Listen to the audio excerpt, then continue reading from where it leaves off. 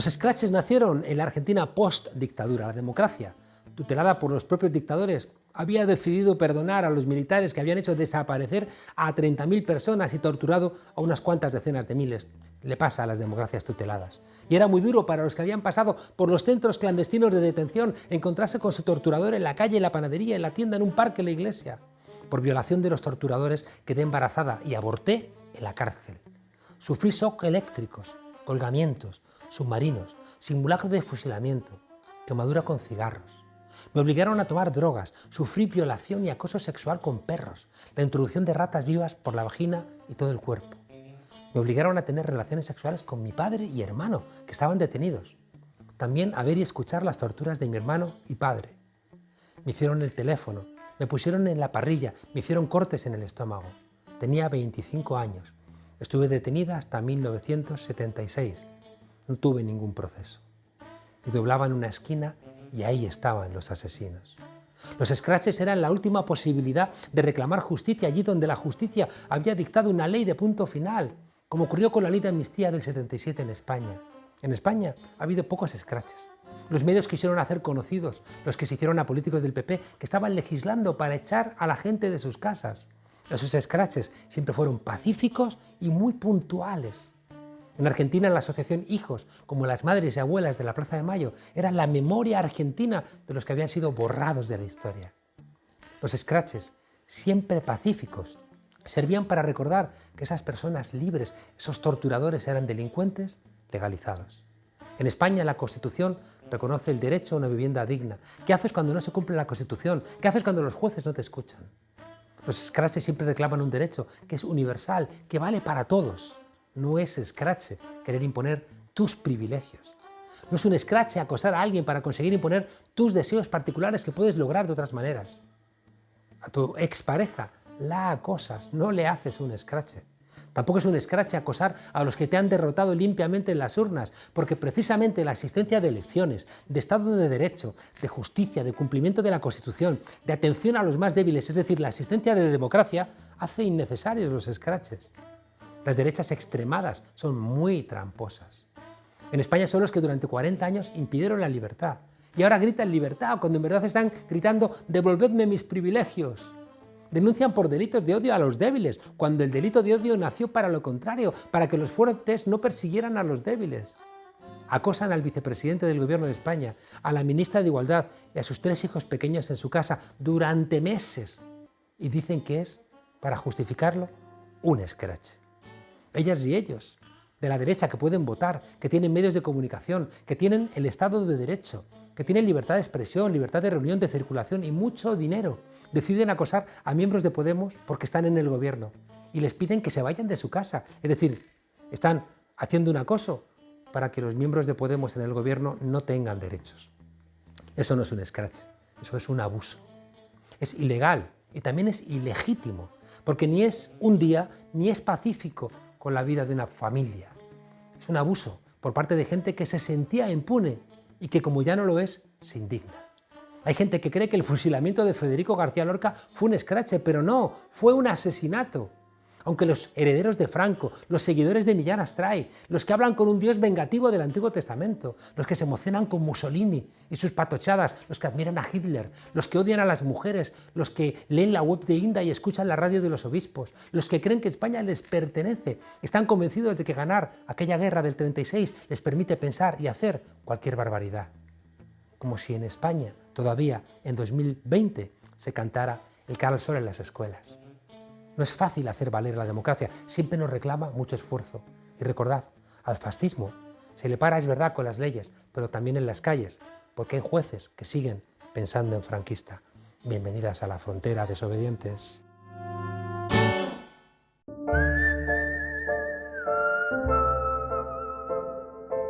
España es el país donde se decía eso de se le fue un poco la mano.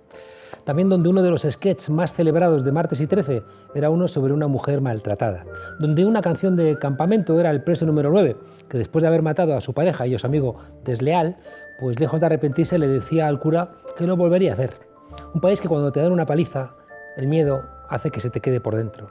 Que cuando matan a las mujeres por ser mujeres, se queda un miedo por dentro. Desde 1999, por decisión de la Asamblea General de Naciones Unidas, el 25 de noviembre se conmemora el Día Internacional para la Eliminación de la Violencia contra la Mujer. Intimidación, miedo, discriminación, exclusión, inseguridad, limitación de oportunidades, falta de libertad, una amenaza constante.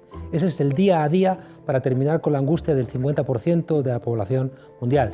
Nuestra invitada de esta noche, madre, magistrada, feminista, víctima de las cloacas policiales, judiciales y periodísticas y delegada del Gobierno contra la violencia de género, sabe bien que para vencer a esta terrible pandemia sexista hace falta algo más que buenas palabras. Y sabe que es porque el Ministerio de Igualdad ya se ha puesto en marcha que arrecian los gritos de los que con la impunidad de la violencia tenían un privilegio o una costumbre. Victoria Rosell, buenas noches y bienvenida de nuevo a nuestro programa. Buenas noches, gracias Juan Carlos. ¿Qué canciones? Sí, mira, cuando oímos en la obra Prostitución de Andrés Lima a Carmen Machi con la mentalidad de ahora cantando Pichi, es el chulo que castiga. Un proxeneta. Y leemos, pues eso, mi marido me pega lo normal. Es que estamos en esa evolución, pero mira cuánto tiene que ver también lo que celebramos el 25N con que no es una violencia privada. En realidad el día es por las hermanas Mirabal, ¿no? Víctimas de Trujillo, de un dictador. No nació este día para denunciar una violencia privada. Es una violencia pública. Es verdad que ver ahora las canciones, ¿no? Estamos pensando en Loquillo o en Siniestro Total, en tantas canciones, leerlas de la lectura, desde la lectura actual, yo creo que no se puede llegar a la conclusión de que esa gente estaban por la labor, pero irnos para el otro lado nos puede llevar a exonerar esos comportamientos, ¿no? Sin ningún tipo de problema. Sí, es complicado ponerle unas gafas distintas a algo que en los 80 vivimos con tanta naturalidad, bailaré sobre tu tumba, sé que la mataré, pero al menos que nos sirva para aprender de dónde venimos y de qué cultura estamos imbuidas, dónde hemos crecido, para por lo menos poder salir de ahí con criterio. Yo creo que sin estigmatizar y sin culpabilizar ahora, pero sí reconociendo que nuestros padres se educaron cantando Pichi y nosotros admitiendo la mataré casi como expresión de amor, ¿no? Uno de los problemas de la violencia de género es que está escondida. Es una violencia estructural y muy silenciada. La violencia en pareja o expareja, que es de la que más conciencia tenemos, porque pasó de ser un asunto privado a un asunto público con la Ley Orgánica 1/2004, hace ya 16 años, se denuncia aproximadamente en un 70%, queda sin denunciar. Pero la violencia sexual fuera de la pareja se denuncia en un 11,1%, incluyendo las denuncias que son de policía, de servicios sanitarios, de instituciones. Las mujeres denuncian en 8%, las que se reconocen víctimas de violencia sexual fuera de la pareja. Así que cuando nos dicen, ¿para qué hacéis unas leyes que protegen antes de la denuncia? Que denuncien y ya se les protegerá policialmente, judicialmente. ¿Para qué se necesitan en leyes medidas como la vivienda, el cambio o la movilidad laboral o funcionarial, seguridad para los hijos e hijas, unos ingresos con una autonomía mínima? ¿Qué tiene que ver todo esto con una violación? Pues porque el 82% de los violadores son conocidos, son de tu ámbito, porque el acoso sexual afecta al 40%, a 8 millones de mujeres. Claro, cuando conoces esa realidad, sí ves que hay que incidir desde la prevención, la reparación y otras medidas sociales que no sean esa denuncia penal que aísla el problema, lo estigmatiza y además tiene la trampa de huir de todo lo que es sistemático, de todo lo que tiene de sistémico. Así que desatiendes a lo que es estructural, te vas a lo individual, lo individualizas a él, lo penas, le das una indemnización a ella y ya está. Esa es la gran trampa del discurso securitario de la derecha frente al discurso de derechos y de la protección integral, que es lo que realmente abre otras puertas que permiten salir de la violencia, si no, no se sale. El otro día aquí, en esta misma frontera, la secretaria de Estado de Igualdad, Noelia Vera, planteó que el hermana yo sí te creo de la sociedad había que también convertirlo en el Estado, ¿no? Yo sí te creo. Claro, Es que si iba una mujer a la comisaría y no la creían, o le costaba tanto denunciar, o vas a un juzgado y no tienen esa sensibilidad, o las propias leyes pueden describir, como vimos en el juicio de La Manada, una violación, pero luego que la condena fuera de abuso, uno tiene la sensación de que el Estado, que viene con muchos sesgos, con inercias machistas, porque es un Estado construido con la lucha de los hombres contra las mujeres, ¿no? Y con esas victorias, y por tanto esos sesgos se traducen en que ese Estado no cree, y por tanto creo que lo que decía la secretaria de Estado era correcto, y sin embargo la han criticado también por eso. Claro, porque quieren, a ver, la critican diciendo, decir el Estado te cree es contrario a la presunción de inocencia, que es la brocha gorda de la derecha de siempre. Vamos a ver, el Estado no es el Poder Judicial, no es la policía, aunque les gustaría que fuera solo eso, un Estado autoritario. El Estado es todas las administraciones del Gobierno central, comunidades autónomas, ayuntamientos, entidades sociales, entidades feministas, redes que se tejen de protección y de acompañamiento y de reparación, pero no solo reparación económica, reparación psicológica, reparación social, reparación simbólica a las víctimas de violencias machistas. Eso es el Estado. Claro, cuando tú solo ves en el Estado el poder punitivo de jueces a través de la policía, dices, el Estado si te cree es contra la presunción de inocencia. No, no, el Estado te tiene que creer y es más, tiene que salir a buscarte casi de manera proactiva, sabiendo que la violencia está ahí desde la sanidad, desde salud mental, desde pediatría, que tenemos unos niveles de prevalencia en infancia enormes, en educación. Claro, cuando alguien va a un hospital y tiene señales de violencia, el Estado te está creyendo. Exacto, te tiene que creer. Como tú planteabas hace un momento, sin que haya denuncia, el Estado va a acompañar a una mujer, le va a buscar habitación alternativa. Yo siempre digo que la denuncia es, primero, el Convenio de Estambul dice que la protección de las mujeres no puede depender de la denuncia y por lo tanto recaer sobre sus hombros. Sobre sus hombros además en un momento de heroicidad, porque es un momento objetivamente peligroso, el de me divorcio, me separo o te denuncio, es objetivamente peligroso. Y la protección no ha de depender de la denuncia. Pero no solo nos lo dice Estambul, nos lo dice la realidad, es que yo siempre digo que la puerta de la denuncia es muy estrecha para muchas mujeres y es una puerta cerrada para las más vulnerables. Imagínate las víctimas de violencia de género en situación administrativa irregular como migrantes. ¿Cómo vas a abrir una puerta a su cura psicológica, física, su recuperación, a la de sus hijas e hijos a través de un sistema que ellas han vivido como violento, no en España, pero sí en su tránsito migratorio, que no se puede pedir a las mujeres que sean las únicas protagonistas y las que den solución a su propia violencia? Esto es una cuestión de toda la sociedad, pero es muy sintomático del Estado autoritario en el que creen, que identifiquen, ¿no?, Estado con el poder punitivo del Estado. Hay sectores que, como bien planteabas, confunden el feminismo con esa condición punitiva, ¿no? Mayores penas, mayores castigos.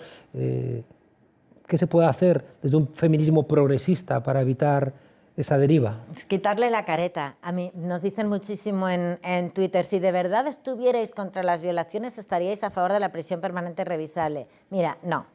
Si de verdad estamos contra la violencia sexual, estamos por la protección integral desde todos los ámbitos. Primero, por la educación para la igualdad, que ha perdido 10 años que no nos podíamos permitir, de gobiernos de la derecha quitando todos los presupuestos a la educación para la igualdad, y ahora aún en redes y en mensajes que calan muy hondo en la juventud, volviendo a atacar a las feministas y poniendo unos conflictos machistas que además hemos estudiado que les crea conflicto a los adolescentes que quisieron crecer en igualdad. Los adolescentes machistas son menos felices porque las exigencias continuas de 24 horas del patriarcado, de estar a la altura de lo que el machismo espera de ellos, no es la igualdad en la que ellos querrían. Es que ser competitivo en demasiados mercados constantemente. Y estar constantemente en alerta y estar constantemente dando la talla les hace menos felices que a los adolescentes y a las adolescentes criadas en igualdad. Pero el feminismo no es punitivista. El feminismo sabe que prisión permanente revisable es encerrar a un agresor y tirar la llave, luego aislarlo, a ser posible también decir que es extranjero, que no tiene nada que ver con nuestra cultura, que está loco, que es malo. No, no. El machismo, o sea, la violencia de género nace de la desigualdad y el machismo. Y el machismo es absolutamente de nuestra cultura. No lo hagas extraño y además individualices y aísles a la víctima, que ya se buscará ella como, mira lo que hemos hecho con él, ahora a ti te reparamos. No, no.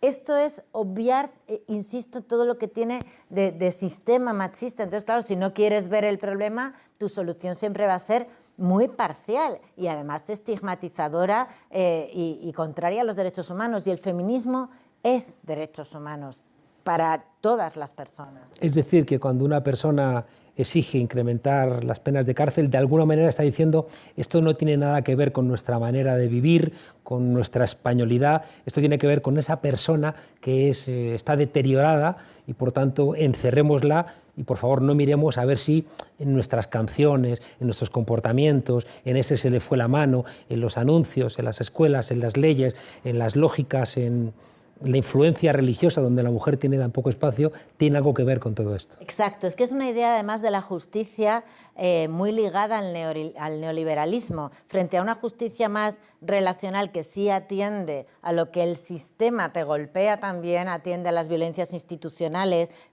atiende a las reparaciones sociales, a las reparaciones simbólicas.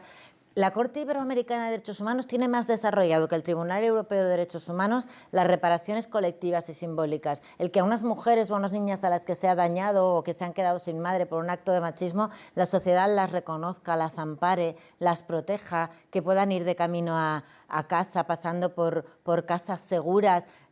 Tienen una idea de la reparación simbólica más acendrada que la propia Europa. Pero ese aislamiento, ese extrañamiento de la sociedad del agresor tiene un mensaje muy potente que cala en la brocha gorda, pero que al final exige a la propia víctima un acto de heroicidad también para denunciar y que evidentemente puede amparar mejor a las víctimas que están en mejor situación, que se parezcan más a la sociedad que le da esa solución, ¿no? Pero la justicia ha de construirse desde otros parámetros que no sean solo el martillo y la toga. Es que la justicia social no es esa. Veo con absoluta claridad a algún artista famoso reclamando poco menos que la ejecución de un violador, al tiempo que inmediatamente después cuenta un chiste de mariquitas o hace una gracia sobre las mujeres. Exacto. ¿Por qué le da una paliza a un transexual a alguien? ¿A un transexual? Pues por odio a la diferencia y porque estamos viviendo un momento peligroso para las minorías. Estamos volviendo a ver un sistema que quiere negar eso de lo que estábamos tan orgullosos como ciudadanía, ese nivel civilizatorio al que habíamos alcanzado y de derechos humanos. Ahora, al parecer, se va a poder estar en Europa, en la Unión Europea y en el Consejo de Europa, saliéndose del Convenio de Estambul. Incluso su nombre ahora nos resulta paradójico porque se firmó y el primer país del Consejo de Europa que firmó fue Turquía, y ahora realmente no se puede decir que sea un país que respeta los derechos humanos de las mujeres. Y si no se respetan los de las mujeres, los derechos humanos o son universales o no son humanos. Polonia, al parecer, puede salirse y quedarse en la Unión Europea y, sin embargo, nosotras estábamos muy orgullosas como ciudadanía de ese nivel de democracia de verdad alcanzado. ¿Qué es la democracia si no son los derechos fundamentales? Cualquier país puede tener un formalismo de separación de poderes, unas elecciones más o menos libres, pero si no hay derechos fundamentales, no te puedes llamar democracia. Eso lo aprendimos después de la Segunda Guerra Mundial, de todos los regímenes fascistas. Y sin embargo, ahora, dentro de democracias aparentes y no del todo consolidadas, está habiendo procesos de constituyentes, lo que Ferrajoli llamaba los poderes salvajes, que desde dentro te deconstruyen formalmente te dejan la Constitución, pero te destrozan todo. Entonces, la vacían.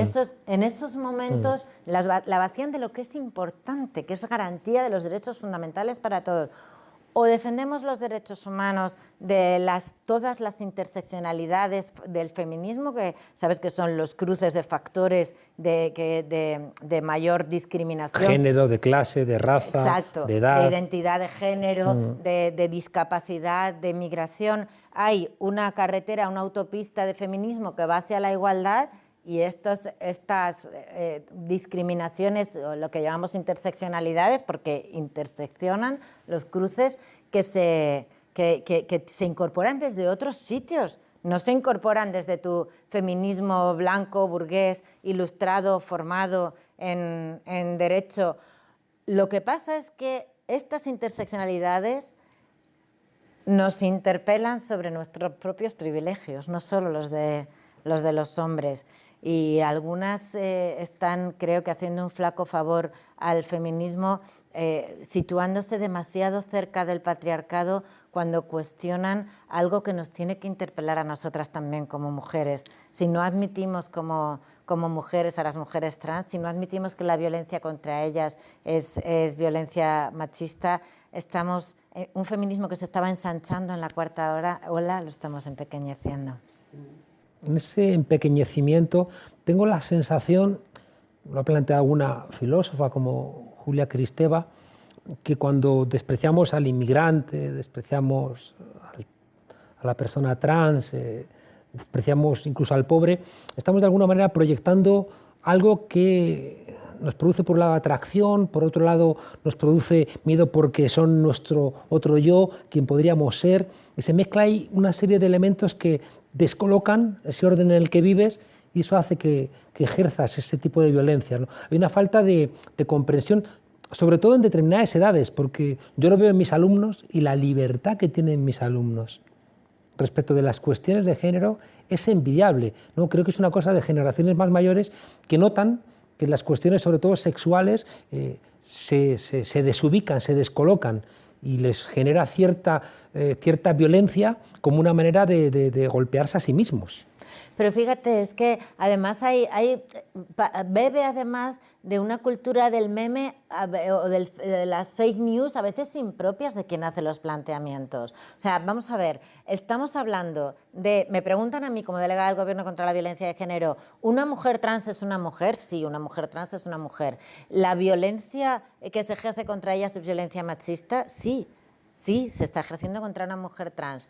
Si no ha realizado un proceso patologizante de transformación y tiene un aspecto o tiene pene funcional, ¿tiene que ir al mismo recurso? Pues quizá no. Es que quizá en la diversidad también haya que fomentar precisamente todas las rutas individualizadas de protección que un Estado avanzado te ha de dar. Pero por favor, no me digáis, no, es que ahora el hombre agresor se transforma en mujer y se libra del cumplimiento de la ley. Por favor, los derechos y obligaciones te acompañan tal como eras antes, y si agrediste siendo un hombre, nadie te va a librar de esos derechos y obligaciones y se te va a juzgar como agresor por violencia de género. Ahora, no criminalicemos a las mujeres trans, porque en este país tenemos una deuda histórica con ellas. Ellas no han sido violadoras ni en las cárceles ni en los baños, han sido agredidas. En prisión, en el franquismo, ha habido auténtico proxenetismo estatal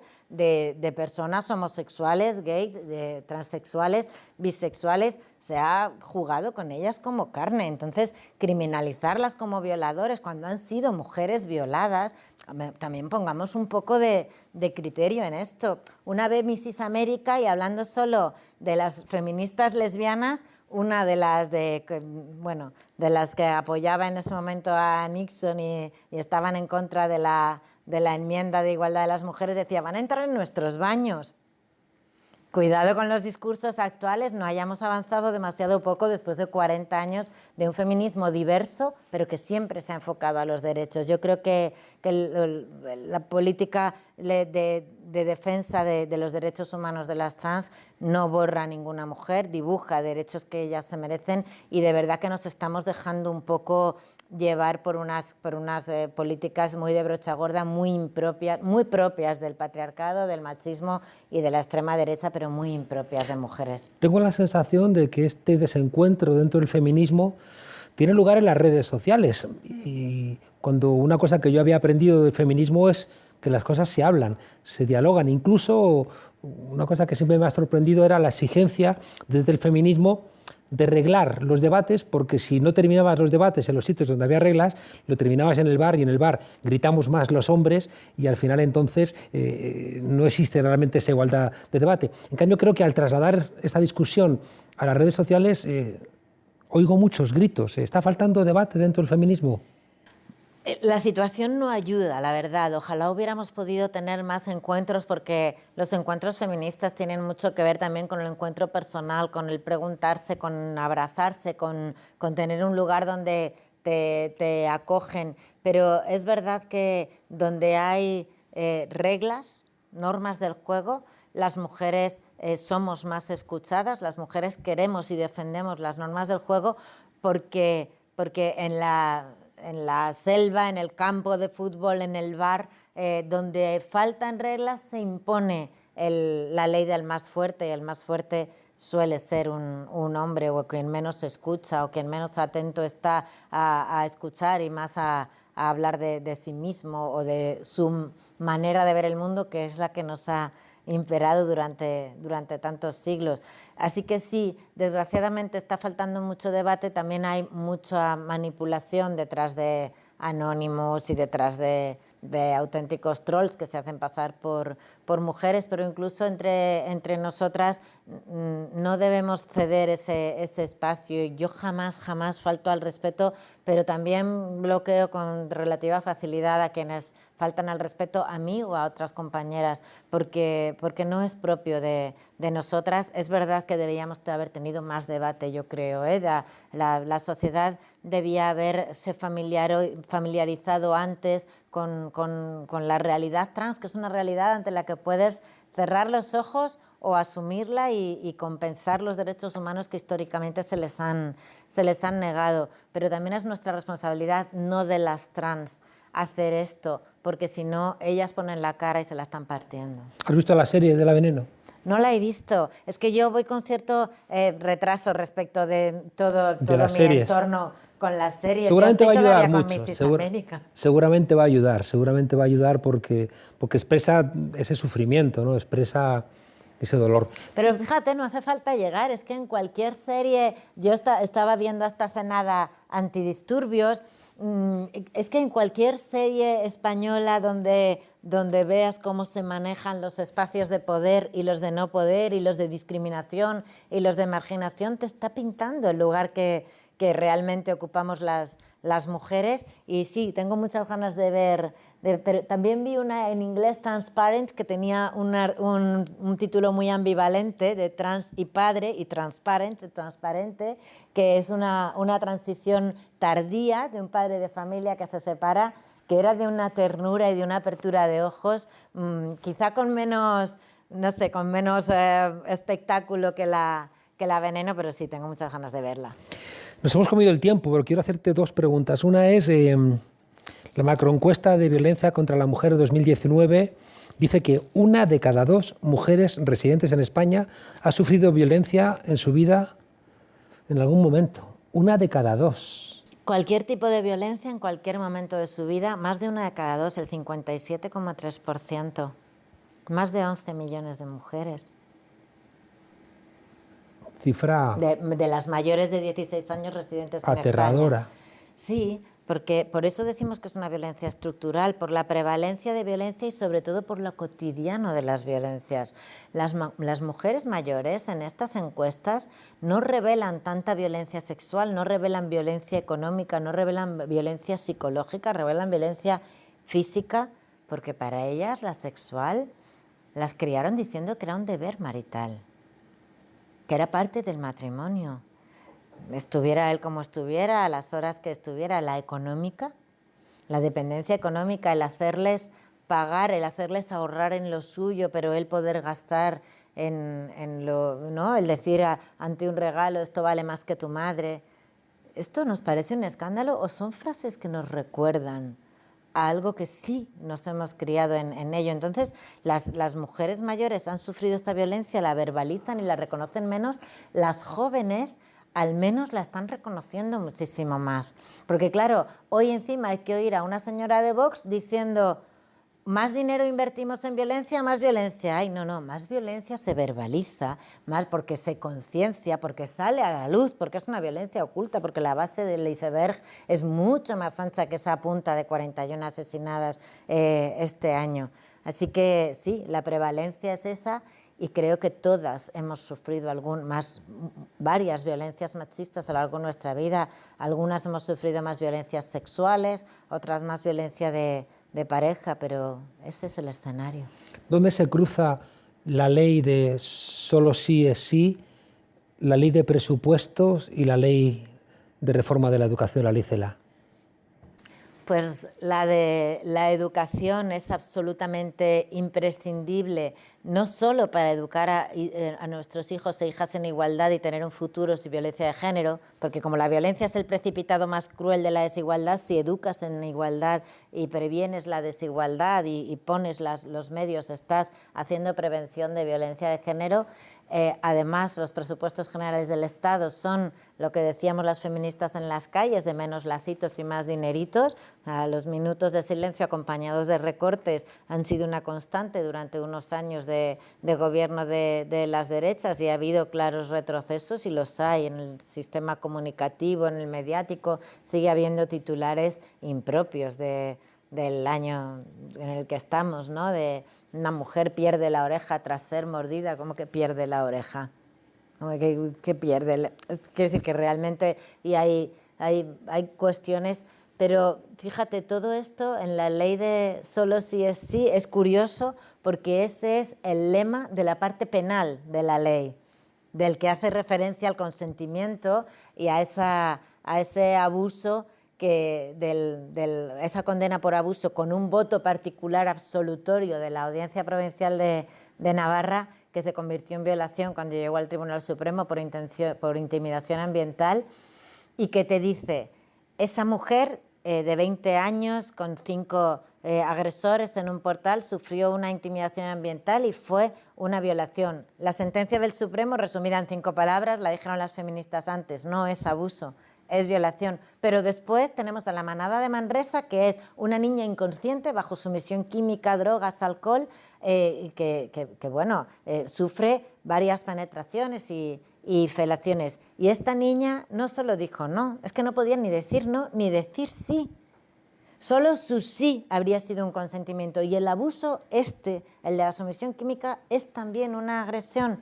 Y además yo soy muy beligerante en quitar la palabra abuso del Código Penal y en solo sí es sí, porque me parece que el abuso, como el del alcohol, como el del móvil, como el del tabaco, indica como un uso lícito, sostenible, admisible, y un abuso no. Las mujeres no se usan bien y se abusan mal. Las mujeres no somos objeto de derecho, somos sujetos de derecho, y me parece que todas esas se unen en una política que tiene sentido: justicia, educación, interior, pero sobre todo la línea de educar en igualdad para que el solo sí es sí sea la naturalidad para esa otra generación que tendrá un futuro sin violencia y tendrá una ley que amparará a todas las mujeres, no solo a las parejas o exparejas.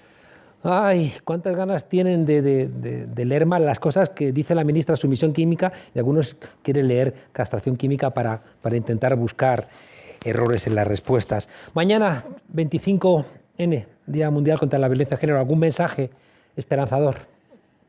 Que nos queremos vivas y que estamos juntas, estamos contigo, que hay salida a todas las violencias machistas, pero desde luego hay salida, como acabamos de decir en esa receta, con presupuestos generales del Estado, y que no pase solo por la denuncia, sino con una protección social, de ingreso mínimo vital, de alternativa habitacional, de seguridad para las mujeres y para sus hijas e hijos, y entonces, claro, que se sale de ese círculo de dependencia emocional, psicológica, económica que determina la violencia de género. Claro que hay salida desde ese agujero en el que nos quisieron colocar de manera subordinada al varón, y tanto tenemos que hacer las mujeres como los hombres, porque no podemos romper esos privilegios sin que vosotros cedáis también algunos y seáis conscientes de ellos y los pongáis sobre la mesa.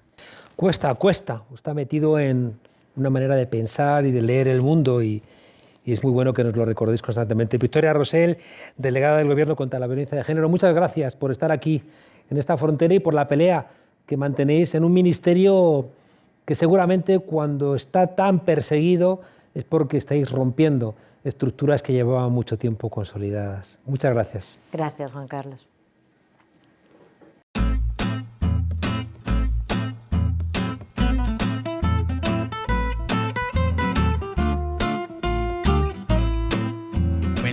Hay una expresión que no se ajusta a la posición del partido, pues interprétalo como quieras, un error tipográfico.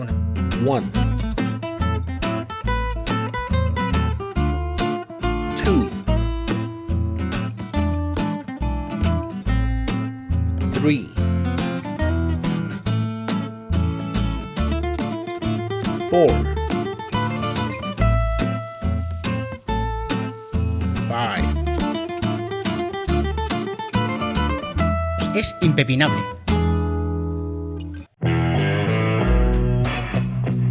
Españoles, Felipe VI está en cuarentena, sí. Aunque parezca increíble, todos somos iguales ante el COVID-19. Eso no significa que todos pasemos la cuarentena de igual manera, porque no es lo mismo vivir en la Zarzuela que en un piso compartido como Elena Cañizares. ¿Le ofrecerá Díaz Ayuso el apartamento de Quique Sarasola? No me imagino a Leticia calentando en un tupper de caviar a su esposo, porque tengo leído que el caviar no se calienta. ¿Le mandará a Abu Dhabi con su padre? Allí igual se calienta el caviar, pero allí tienen neveras de las buenas, para las vacunas y para el caviar, todo congelado. Mucho cuidado con el emérito, que es un paciente de alto riesgo judicial. Y gracias por vuestro interés. La Casa del Rey no ha precisado la identidad de la persona positiva en coronavirus con la que tuvo contacto. Lo único claro, para tranquilidad de miles de trabajadores, es que el encuentro no se produjo en el metro. La cuarentena del Rey plantea multitud de incógnitas. La primera de ellas, ¿hay alguna diferencia entre no trabajar y no trabajar? Ni Luis María Ansón podría responder a esta pregunta. Mi amigo Pérez Reverte igual pone un tuit aclarándolo, que para eso la academia es Real Academia. ¿Aprovechará Pablo Casado el vacío de poder para postularse como un espartero del siglo XXI y conducir la regencia de Leonor durante estos 10 días? ¿Un rey en cuarentenado sigue siendo el rey? Leticia está evacuando consultas. Eso sí, las justas. ¿Quién presidirá los actos e inaugurará congresos durante la cuarentena? ¿Un telerrey es, como dirían en el PSOE, un poco más telerrepublicano? ¿O lo contrario? La Constitución calla al respecto. ¿Se atreverán a mandar a Felipe Juan Froilán en sustitución de su tío? Que puede salir mal. Por menos empezó la Primera Guerra Carlista. Es en estos momentos cuando hay que mandar un mensaje de calma a la población. Tranquilidad.